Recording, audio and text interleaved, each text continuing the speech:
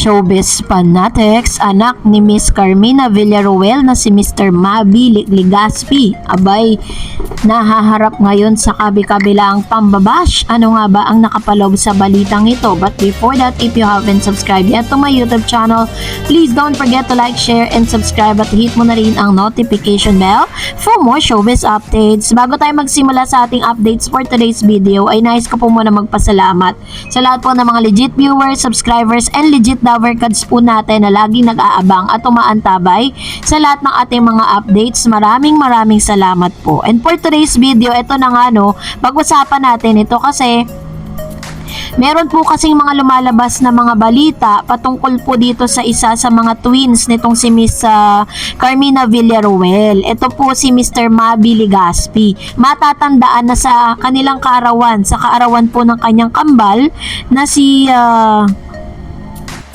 Mabi at itong si Cassie ay nagsalita nga po si Miss Carmina Villaruel patungkol po dun sa mga nagsisirculate na news online patungkol sa kanya at sa kanyang mga anak. So, sabi po ng ilang online news, sabi dyan, a mismatched story, a case of he said, she said.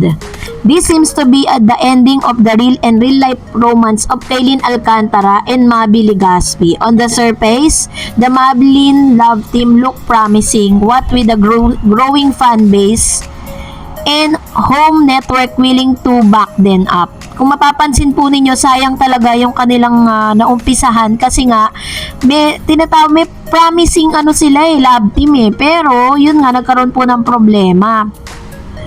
Kaylin and Mabi started a good friends, were comfortable with each other, and in a situation deemed to be an ideal foundation for a romantic relationship. Now, the two are being rocked by intrigues that appear personal. No confirmation has been made thus for whether Kaylin and Mabi's relationship as friends or lovers is indeed over and beyond repair. Kasi matapos nga magpa-interview itong si Kaylin Alcantara kay Mr. Boy Abunda ay tinapos niya na po yung rumors patungkol sa kanila ni Mr. Mabi. But based on the rumors going around, all signs indicate that Kaylin and Mabi will most likely go their separate ways in their careers and personal lives. Their fans are of course hoping for the best and are hanging on until both parties confirm or deny the separation rumors. But before look back at Kaylin and Mabi's journey, the unfolded on social media from friendship and rumored romance to a fallout. Kaylin and Mabi first met years ago at acting workshop, not as student but as a spectators. At the time, Kaylin was already an actress while Mabi and his twin sister Cassie, kids for actors Carmina Villaruel and Soren Ligaspi, had yet to enter showbiz. Kaylin recalled in an interview last August 2023, sabi niya, feeling ko porket nakatrabaho ko, nanay nila, close na ako sa kanila. So sabi ko sa kanila, hi guys, hi Mabi, hi Cassie. Tapos si Cassie, uy hello, sabi ni Mabi, uy. Initially, Kaylin found Mabi snobbish, the opposite of his sister who was madaldal during the encounter. So doon po nagsimula yon. Said Kaylin, unang impression ko sa kanya, siguro ako may thinking na parang pang showbiz family, tapos may anak, ang laki ng ulo, mahangin, mayabang. On the other hand, though he wouldn't say it at time, Mabi was drawn to Kaylin dimples and fair skin. Mabi said, exactly, lagi ko to sinasabi kay Kaylin.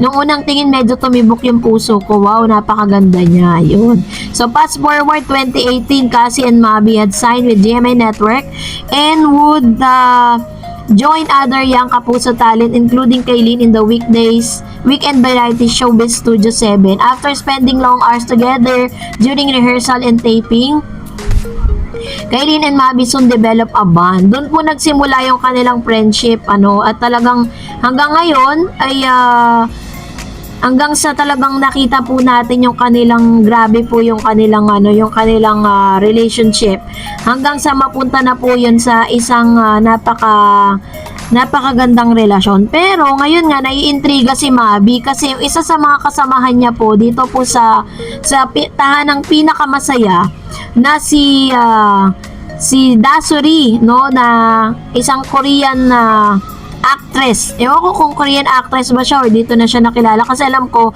sa TikTok po talaga nakilala si Dasuri.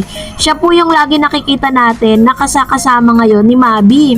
Pero hanggang ngayon naman di pa rin po nila inaamin kung talagang may relasyon ba sila. No, kasi parang wala naman pong nagtatanong kung talagang may relasyon sila ngayon.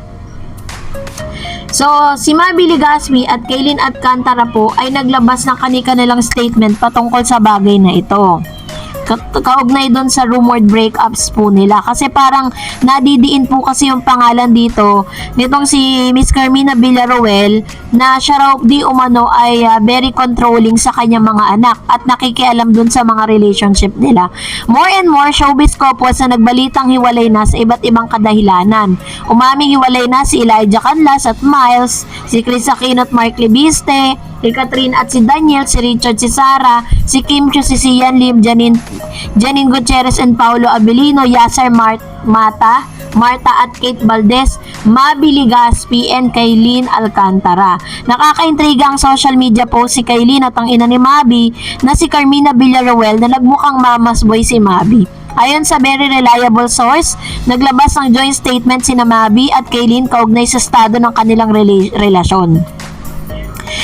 Joint statement, makakatulong ba yun sa kanilang pagkatao at pagkaartista? Galingan na lang sana nila ang kanilang pag-arte upang may mapatunayan na sila sa pagiging aktor nila. Hindi na may paliwanag ng lahat kung anong meron sa stars, bakit nagkakahiwalay, at bakit naging mainit ang mga tao na umabot sa pisikalan ang mga awayan. Sabi nila baka epekto ito ng Mercury retrograde. Malamang may paliwanag din dyan ng mga magagaling na astrologers or feng expert. So dahil po dito, ito na nga no, naiintriga ngayon yung anak po ni Miss Carmina Villaruel dito po kay Dasuri na ang feeling ko lang naman, hindi naman po talaga si Dasuri ang naging cause ng paghihiwalay nila. Kasi bago pa man dumating si Dasuri sa buhay ni Mabi, matagal na silang hiwalay. No, kaso nga lang parang naiintriga na nakikita na lagi silang magkatabi, na lagi silang lumalabas, kita sila sa mga malls, spotted sila dun sa malls. Pero as of the moment, wala pa rin naman po nga inaamin itong si Mabi patungkol sa relationship nila. So, ang tanong kasi ng lahat, sila na ba talaga ang susunod na parang Aldab lovers, no, na pinasikat din ng Eat Bulaga noon, 'di ba, si Alden Richards at si Maine Mendoza. Ngayon naman sa panahon ng tahanang pinakamasaya, Mabi Legaspi and Dasuri. Oh my G, ano kaya ang magiging nito? Ano kaya ang magiging susunod na hakbang, no? Gagamitin kaya sila ng kanilang programang ito para mas lalong umingay yung kanilang pangalan? Well, anyways, kung gagawin naman nila yon, wala naman talagang masama kasi pares naman silang single, 'di ba? Ang wish lang talaga natin is mag-prosper at mas mapaganda pa, 'di ba? Since sila po ay nakaisip na ng panibago nilang title, yun na lang dapat yung pagtuunan nila ng pansin. Huwag na sana nilang agawin pa o huwag na sila mag-apila pa. Gumawa sila ng sarili nilang pangalan sa industriya. So, ayan na natin sa TBJ yung 50 years na kanila pong inaasam-asam, 'di ba? Pero ito na nga no, dahil isa rin sa mga iniintriga itong si Zombie Toge, dahil ginawan po siya ng coat bar na parang nakauwi na siya ng Nigeria, nakabalik na Nigeria, pero hanggang ngayon daw hindi pa rin niya alam kung kailan siya babalik ng Eat Bulaga kasi wala pa raw pong tawag na nare-receive coming from the management. So, as of now, kasi sabi daw ni Toge, no, sabi dun sa code card na parang marami daw mga legit lover cards na may ayaw sa kanya.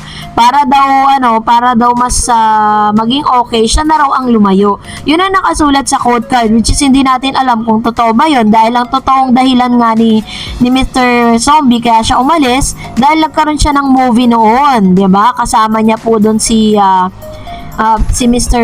Matteo Godicelli na ang title ay Penduko. So, antayin na lang po natin kung ano po ba ang magiging desisyon ng TBJ patungkol dito. And that's it for today. For more videos and updates, please don't forget to like and subscribe. And please don't forget to follow my Facebook page, Dar Eds TV. God bless everyone. See you on my next vlog.